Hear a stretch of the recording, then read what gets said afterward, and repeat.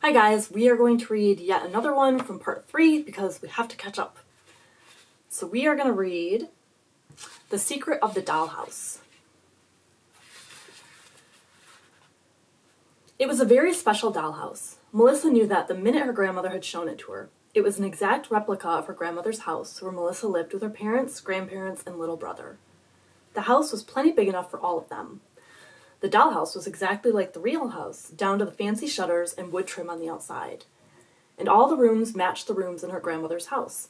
Every detail was exactly right, from the rose wallpaper in the front hall to the tiny chandelier in the dining room to the miniature violin in the parlor. Melissa loved to play with the dollhouse. There was a whole family of dolls, a mother and a father doll, a tiny baby doll, a sister doll, and a grandmother and grandfather doll.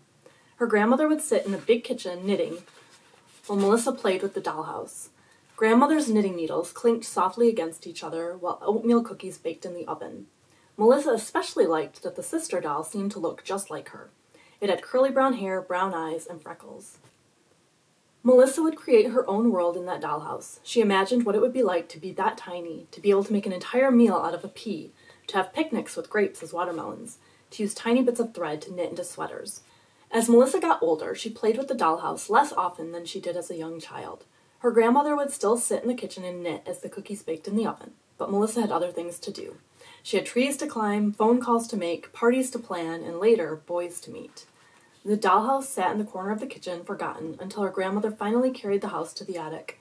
But her grandmother still sat in the same rocker, knitting and baking, and glancing every once in a while at the empty space on the table where the dollhouse had stood.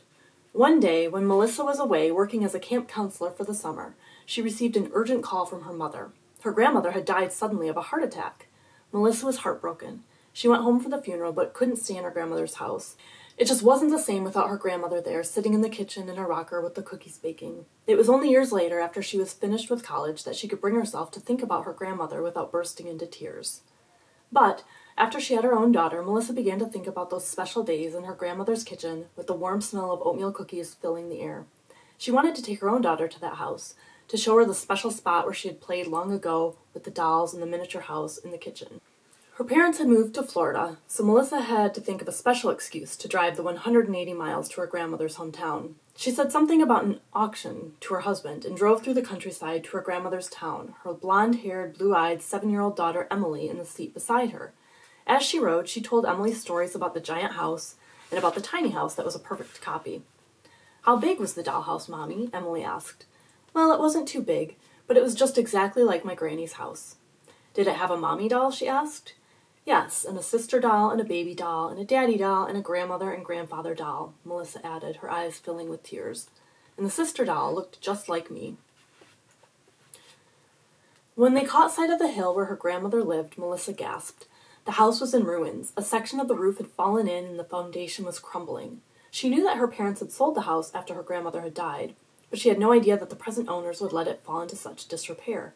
She pulled the car into the driveway and ran from the car to the house. Emily followed, confused at her mother's reaction. "Is this it?" Emily asked, disappointed. Melissa just looked at her daughter and shook her head. "This is it," she said, "but I don't know what happened." "Oh well," Emily said with a practical grin on her face, "let's check it out." As they reached the door, Melissa said to her daughter, "Surely no one could live here now the way this place looks." She turned the doorknob. The door was unlocked. "Let's take a look inside." Together, the two of them explored the house. They wandered around the first floor where the rose wallpaper was peeling off the walls and the chandelier was hanging from the ceiling by a single link of chain. And then they tried the second floor, though Melissa made Emily stay below until she was sure it was safe. The second floor was as bad as the first. Wallpaper was peeling and dust covered everything. When they came to the door that led to the attic, Melissa figured they should turn back. It was all too painful for her, but Emily urged her on. "Come on, Mom, let's look for the dollhouse. Didn't you say that your grandmother put it in the attic?" Melissa and Emily climbed the stairs and surveyed the big attic room. The roof had caved in places, and the sun shone through the openings. Melissa gasped when she saw it. There in the corner of the attic, bathed in a beam of sunlight, was the dollhouse. Somehow it had escaped the collapsing roof. The fancy shutters and wood trim were all in perfect condition. Emily rushed to the corner where the dollhouse stood. "Wow, Mom," she said, "it's just as neat as you said it was. Let's take it home with us." Melissa followed her daughter, still not believing that the dollhouse had actually stayed in one piece while the rest of the house had turned to rubble. Melissa's eyes darted from tiny room to tiny room. There was the violin lying on the mantel of the parlor, just as she had left it the last time she had played with the dollhouse. There was the rose wallpaper, as bright pink as she had remembered. There was the chandelier shining brightly and proudly from the ceiling of the dining room. The table was set as if the doll family that lived in the house were expecting company. It was then that she noticed the smell. Floating through the air in the attic was that smell she knew so well, the smell of oatmeal cookies baking in the oven. And when Melissa looked in the kitchen, she saw that the rocking chair, her grandmother's rocking chair, was actually moving slightly as if the doll had been rocking in it. Emily must have bumped it, she thought. But then Melissa heard, very faintly, the sound of knitting needles. There was no doubt about the sound. She would know it anywhere.